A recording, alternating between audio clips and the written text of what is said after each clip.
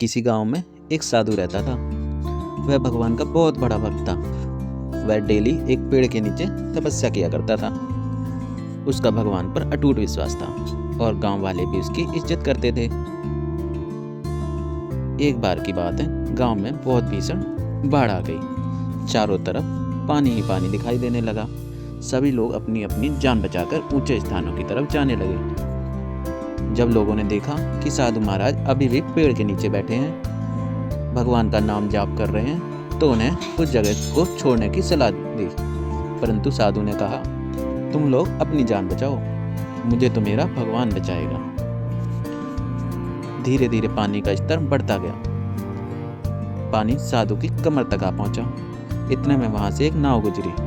नाव वाले ने कहा, हे साधु महाराज, आप इस नाव पर सवार हो जाओ, मैं आपको सुरक्षित स्थान तक पहुंचा दूंगा। साधु ने कहा, नहीं, मुझे तुम्हारी मदद की आवश्यकता नहीं है, मुझे तो मेरा भगवान बचाएगा। नाव वाला चुपचाप वहां से चला गया। कुछ देर बाद बाढ़ और प्रचंड हो गई। साधु ने पेड़ पर चढ़ना ही उचित समझा।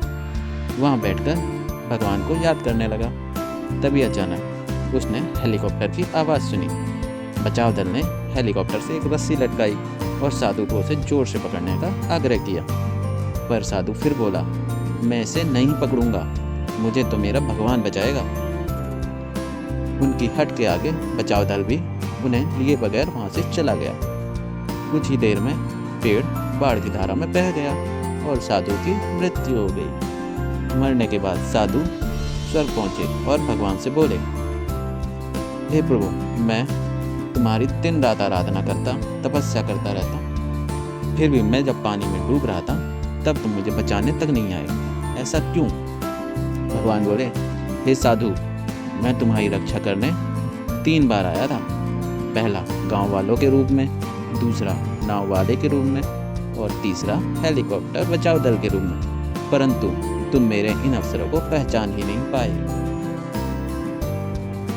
इस कहानी से हमें सीख मिलती है, मुसीबत के वक्त हमें जिद नहीं करनी चाहिए। जो हमें बचाने आए वही भगवान है। भगवान किसी न किसी रूप में हमारी मदद करने आ ही जाते हैं। धन्यवाद। मिलते हैं अगली कहानी में।